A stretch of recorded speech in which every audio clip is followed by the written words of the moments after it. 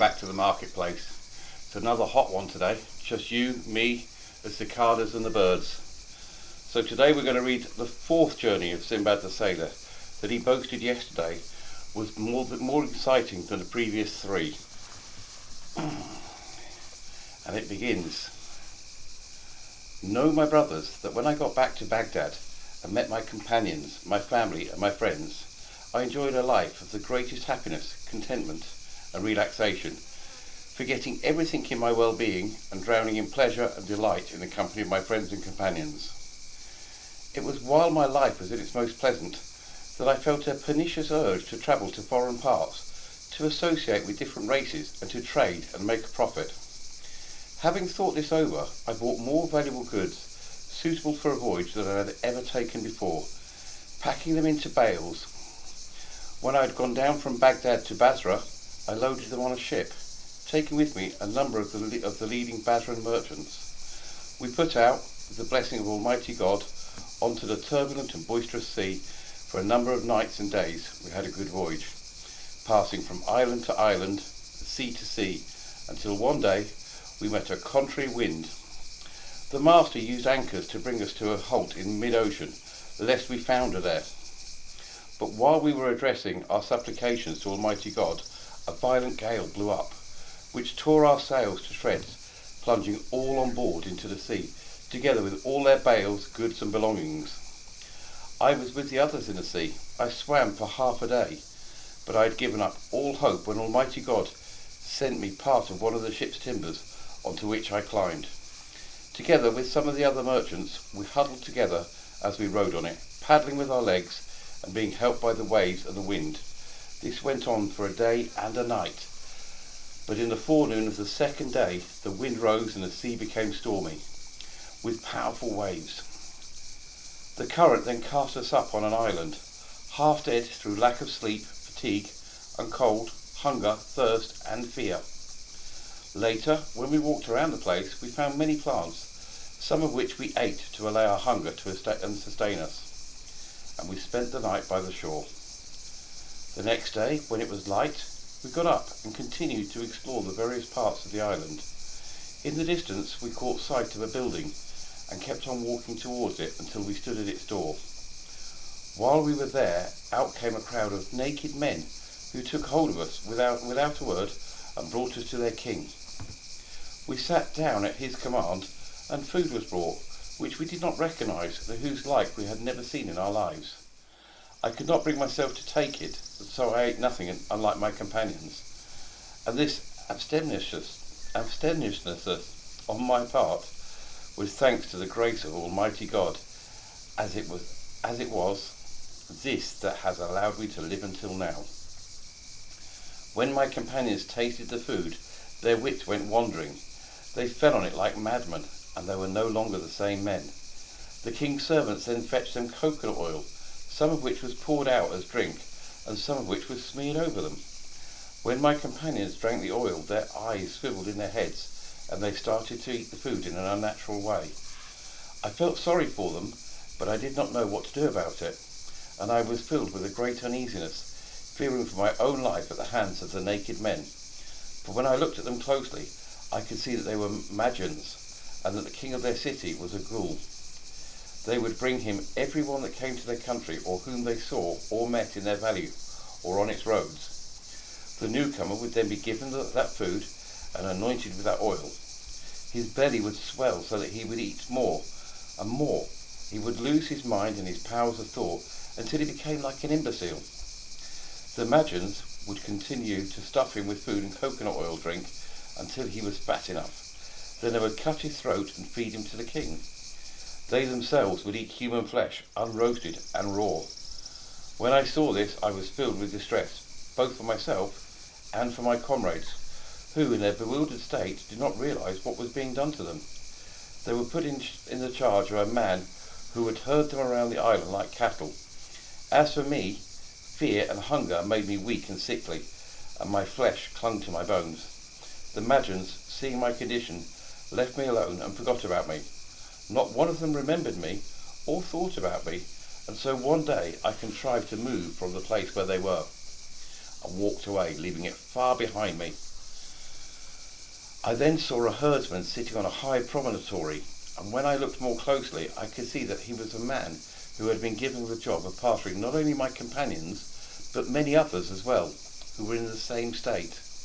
When he saw me, he realized that I was still in possession of my wits, and was not suffering from what had affected the others. So he gestured to me from far off, indicating that I should turn back and then take the road to the right, which would lead me to the main highway. I followed his instructions and went back, and when I saw a road on my right, I followed it, at times running in terror and then walking more slowly until I was rested. I went on like this until I was out of sight of the man who had shown me the way, and I could no longer see him and he could see me. The sun then set, and as darkness fell, I sat down to rest, intending to go to sleep, but I was too afraid, too hungry, and too tired to sleep that night. At midnight, I got up and walked further into the island, carrying on until daybreak.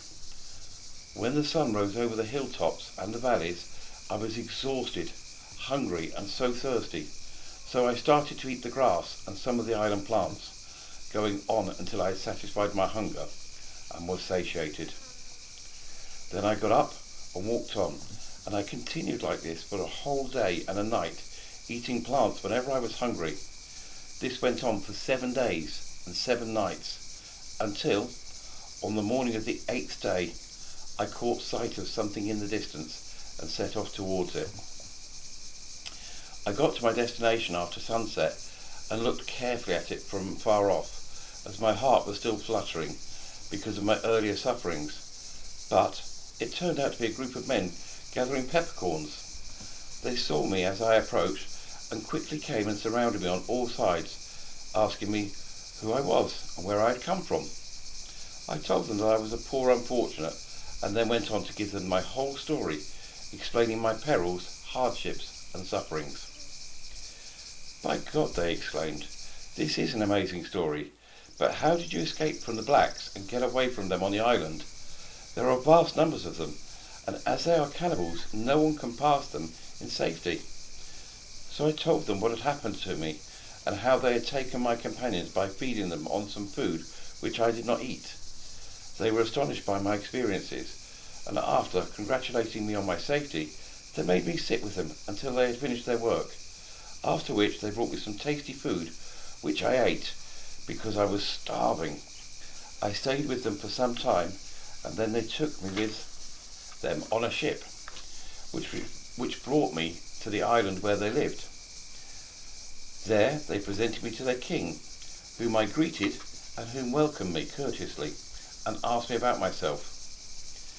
I told him my circumstances and all of my experiences from the day that I left Baghdad until the day that I came to him. He and those with him were filled with astonishment at this tale. He told me to sit by him and then ordered food to be brought, from which I ate my fill. Then I washed my hands, thanked and praised and extolled Almighty God for his grace. When I left the king's court, I looked around the city, which was a thriving place, populous and wealthy, well stocked with provisions and full of markets and trade goods, as well as with both buyers and sellers. I was pleased and happy to have got there, and I made friends with the people and their king, who treated me with more honour and respect than he showed his own leading citizens. I observed that all of them, high and low alike, rode good horses, but without saddles. I was surprised at that, and asked the king why it was, pointing out that a saddle made things more comfortable for the rider, and allowed him to exert more force. "What is a saddle?" he asked, adding, "I have never seen one, or ridden on one in my life." "Would you allow me to make one for you, so that you could ride on it and see its advantage?" I asked. And when he told me to carry on, I asked him to provide me with some wood. He ordered everything I needed, after which I looked for a clever carpenter and sat teaching him how saddles should be made. Then I got wood, carded it, and made it into felt, after which I covered the saddle in leather and polished it before attaching bands and fastening the girth. Next I fetched a smith and explained to him how he should make stirrups. When he had made a large pair, I filed them down and covered them with tin, giving them fringes of silk. I fetched one of the best king's horses, a stallion, which I then saddled and bridled, and when I had attached the stirrups, I brought him to the king. What I had done took the fancy of the king, who was filled with admiration, and, having thanked me, he mounted the horse and was delighted by the saddle. In return for my work, he gave me a huge reward, and when his vizier saw what I had made, he asked for another saddle like it. I made him one, and after that, all the principal officers of state and state officials began to ask me to make them saddles. I taught the carpenter how to produce them, and showed the smith how to make stirrups, after which we started to manufacture them and sell them to the great men and the employees of labour. This brought me a great deal of money, and I became a man of importance in the city, commanding ever great affection, and enjoying a high status, both with the king and his court, and also with the leading citizens and the state officials. One day, I was sitting with the king, enjoying my dignitary to the full. He said to me, "You have become a respected, honoured companion of ours. You are one of us, and we cannot bear to be parted from you, or that you should leave our city. I have something to ask of you, and I want you to obey me, and not to reject my request." "What is that you want of me, your majesty?" I asked, adding, "I cannot refuse you, because you have treated me with such kindness, favour, and generosity, and I thank God that I have become one of your servants." The king said, "I want you to take a wife here, a beautiful, graceful, and witty lady, as wealthy as she is lovely, so that you may become one of our citizens, and I can lodge with you in my palace. Do not disobey me or reject my proposal." When I heard what he said, I was too embarrassed to speak and stayed silent. Then, when he asked why I did not answer, I said, "My master, king of the age, your commands must be obeyed." He sent at once for the caddy and the notaries, and he married me on the spot to a noble lady of high birth and great wealth, who combined beauty and grace with a distinguished ancestry, and who was the owner of houses, properties, and estates. After the king had married me to the great lady, he presented me with a fine, large, detached house, providing me with eunuchs and retainers, and assigning me pay and allowances. I lived a life of ease, happy and relaxing, forgetting all the toils and difficulties and hardships that I had experienced. I told myself that when I went back to my own country, I would take my wife with me, but there is no avoiding fate, and no one knows what will happen to him. My wife and I were deeply in love. We lived in harmony, enjoying a life of pleasure and plenty over a period of time. Almighty God then widowed a neighbour of mine, and as he was a friend of mine, I went to his house to offer my condolences on his loss. I found him in the worst of states, full of care and sick at heart.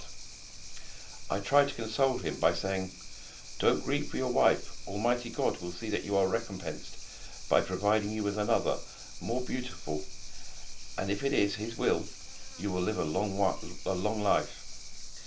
He wept bitterly and said, "My friend, how can I marry another wife, and how can God compensate me with a better one, when I have only one day left to live?" "Come back to your senses, brother," I told him, "and don't forecast your own death, for you are sound and healthy." "My friend," he said, "I swear by your life that tomorrow you will lose me and will never see me again." "How can that be?" I asked him, and he told me. "Today my wife will be buried, and I shall be buried with her in the same grave. It is the custom here that when a wife dies, her husband is buried alive with her, while if the husband dies, it is the wife who suffers his fate, so that neither partner may enjoy life after the death of the other." "By God," I exclaimed, "what a dreadful custom! This is unbearable." While we were talking, a group comprising the bulk of the citizens of the town had arrived and started to pay condolences to my friend on the loss of his wife and on his own fate. They began to lay out the corpse in their usual way, fetching a coffin in which they carried it. Accompanied by the husband, they took it out of the city to a place of a mountain overlooking the sea. When they got there, they lifted up a huge stone under which could be seen a rocky cleft like the shaft of a well. They threw the woman's body down this into what I could see was a great underground pit. Then they brought my friend, tied a rope around his waist and lowered him into the pit, providing him with a large jug of fresh water and 7 loaves by way of provisions. When he had been lowered down, he freed himself from the rope, which they then pulled up before putting the stone back in its place and going away, leaving my friend with his wife in the pit. I said to myself, by God, this death is even more frightful than the previous one. And I went to the king and asked him how is it that in his country they buried the living with the dead? And he answered, this is our custom here. When the husband dies, we bury his wife with him. And when the wife dies, we bury her husband alive, so that they may not be parted, either in life or in death. This is a tradition handed down from our ancestors. I asked him, O King of the age, in the case of a foreigner like me, if his wife dies here, would you treat him as you treated my friend? Why, yes, he replied. We would bury him with her, just as you have seen. When I heard this, I was so concerned and distressed for myself that my gallbladder almost split, and in my dismay I began to fear that my wife might die before me and that I would be buried alive with her.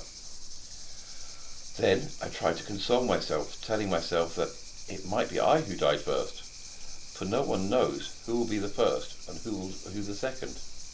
I tried to amuse myself in various ways, but within a short time my wife fell ill, and a few days later she was dead.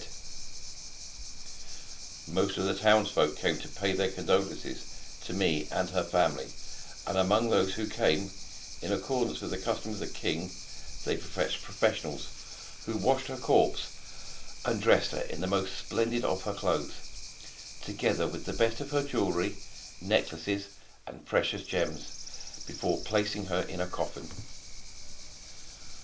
They then carried her off to the mountain, removed the stone from the mouth of the pit and threw her into it. My friend and my wife's family came up to take the last farewell with me. I was calling out, I'm a foreigner. I don't have to put up with your customs. But they did not listen or pay any attention to me. Instead, they seized me and used force to tie me up, attaching the 7 loaves and jug of fresh water that their custom required, before lowering me into the pit, which turned out to be a vast cavern under the mountain. Loose yourself from the rope, they shouted, but I wasn't willing to do that, and so they threw the rest of the rope down on top of me before replacing the huge stone that covered the entrance and going away. In the pit I came across very many corpses, together with a foul stink of putrefaction, and I blamed myself for my own actions, telling myself that I deserved everything that had happened to me. While I was there, I could not distinguish night from day, and I began putting myself on short rations, not eating until I was half dead with hunger, and drinking only when I was violently thirsty, because I was afraid of exhausting my food and water, and I recited the formula. There is no might and no power except with God, the exalted, the omnipotent, adding, why did I have the misfortune to marry in this city? Every time I say to myself that I have escaped from one disaster, I fall into another. That is worse. By God, this is a terrible death. I wish that I had been drowned at sea or had died on the mountains, but that would have been better than this miserable end. I went on like this, blaming myself, sleeping on the bones of the dead and calling on Almighty God to aid me. I longed for death, but in spite of my plight, death would not come.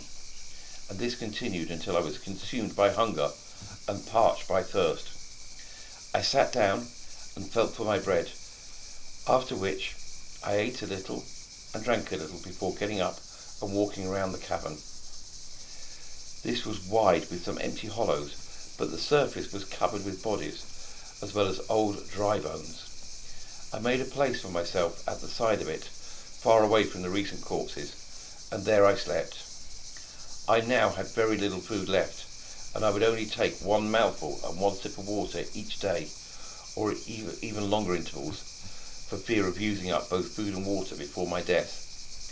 Things went on like this until one day I was sitting thinking about what I would do when my provisions were exhausted. The stone was suddenly moved and light shone down on me. While I was wondering what had happened, I saw people standing at the head of the shaft. They lowered a dead man and a live woman who was weeping and screaming, and with her they sent down a large quantity of food and water. I watched her, but she didn't see me, and when the stone had been replaced and the people had gone, I stood up with the shin bone of a dead man in my hand, and going up to her, I struck her in the middle of her head and she fell unconscious on the ground. I struck her a second and a third time, so killing her. I took her bread and what else she had, for I noticed that she had with her a large quantity of ornaments, robes, necklaces, jewels and precious stones. When I had removed her food and water, I sat down to sleep in my place by the side of the cavern. Later, I began to eat as little of the food as was needed to keep me alive, lest it be used up too soon, leaving me to die of hunger and thirst. I stayed down there for some time, killing all those who were buried alive with the dead and taking their food and water in order to survive. Then one day I woke up from sleep to hear something making a noise at the side of the cavern. I asked myself, what could it be? And so I got up and went towards whatever it was, carrying with me a dead man's shin bone. When the thing that was making the noise heard me, it fled away, and I could see that it was an animal. I followed it to the upper part of the cave, and there, coming through a little hole, I could see a ray of light like a star, appearing and disappearing. At the sight of this, I made my way towards it, and the nearer I got, the broader the beam of light became, leaving me certain that there was an opening in the cave leading to the outer world. There must be some reason for this, I said to myself. Either it is another opening like the one through which I was lowered, or it is a crack leading out of here. I thought the matter over for a while, and then went towards the light. Here I discovered that there was a tunnel dug by wild beasts from the surface of the mountain to allow them to get in and eat their fill of the corpses and then get back out again. On seeing this, I calmed down, regained my composure and relaxed, being certain that after my brush with death, I would manage to stay alive. Like a man in a dream, I struggled through the tunnel to find myself overlooking the seacoast on a high and impassable mountain promontory that cut off the island and its city from the seas. In my delight, I gave praise and thanks to God, and then, taking heart, I went back through the tunnel to the cave and removed all the food and water that I had saved.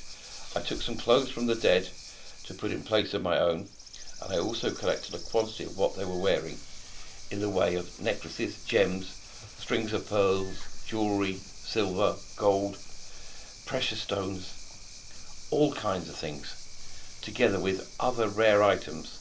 I fastened the clothes of the dead to my own and went through the tunnel to stand by the seashore.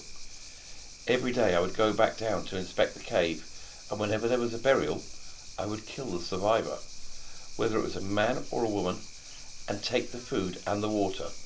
Then I would go out of the tunnel, and sit by the shore, waiting for Almighty God to send me relief in the form of a passing ship. I started to remove all the jewellery that I could see from the cave, tying it up in dead men's clothes. Things went on like this for some time until one day I was sitting by the shore. I saw a passing ship out at sea in the middle of the waves. I took something white from the clothes of the dead and fastened it to a stick and ran along with it parallel to the shore, waving it towards the ship until the crew turned and caught sight of me as I stood on a high point. They put in towards me until they could hear my voice, and then they sent a boat manned by some of their crew. As they came close, they said, "Who are you, and why are you sitting there? How did you get to this mountain? Never in our lives have we seen anyone who managed to reach it." I told them, I'm a merchant whose ship was sunk. I got on a plank together with my belongings, and by God's aid I was able to come up on the shore here, bringing them with me. But only after I exerted myself and used all of my skill in a hard struggle. The sailors took me with them in the boat, carrying what I had fetched from the cave, tied up in the clothes and shrouds. They brought me to the ship, together with all of these things, and took me to the master, who asked, "Man, how did you get here? This is a huge mountain with a great city on the other side of it. But although I have spent my life sailing this sea and passing by it, I have never seen anything on it except beasts and birds." "I'm a merchant," I told him, "but the large ship in which I was sailing broke up and sank.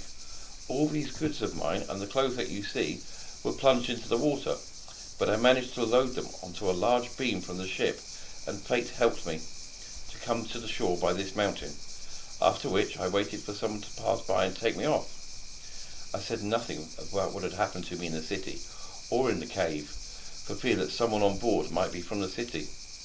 Then I took a quantity of my goods to the master of the ship and said, "Sir, it is thanks to you that I have escaped the mountain, so please take these things in return for the kindness you have shown me." The master did not accept, insisting, "We take no gifts from anyone, and if we see shipwrecked men on the coast or an island, we take him with us, and we give him food and we give him water. If he is naked, we clothe him, and when we reach a safe haven, we give him a present from what we have as an act of generosity, for the sake of Almighty God." On hearing that, I prayed God grant him a long life. We then sailed on from island to island and from sea to sea. I was hopeful that I would escape my difficulties, and although I was full of joy that I had been saved, whenever I thought of how I sat in the cave with my wife, I would go almost out of my mind. Through the power of God, we came safely to Basra, where I landed and spent a few days before going on to Baghdad. There, I went to my own district, and when I had entered my house, I met my family and friends and asked them how they were. They were delighted by my safe return and congratulated me. I then stored all the goods that I had with me in my warehouses and distributed alms and gifts, providing clothes for the widows and orphans. I was filled with joy and delight, and renewed old ties with friends and companions, enjoying amusements and entertainments.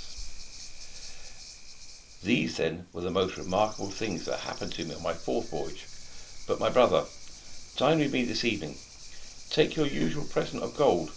Come back tomorrow, and I shall tell you of my experiences on my fifth, as these were stranger and even more wonderful than anything that had happened before. Sinbad the sailor then ordered that Sinbad the porter be given 100 miskals of gold. Tables were set, and the company dined before dispersing in a state of astonishment, as each story was more surprising than the last. Sinbad the porter went home and spent the night filled with happiness and contentedness, as well as amazement.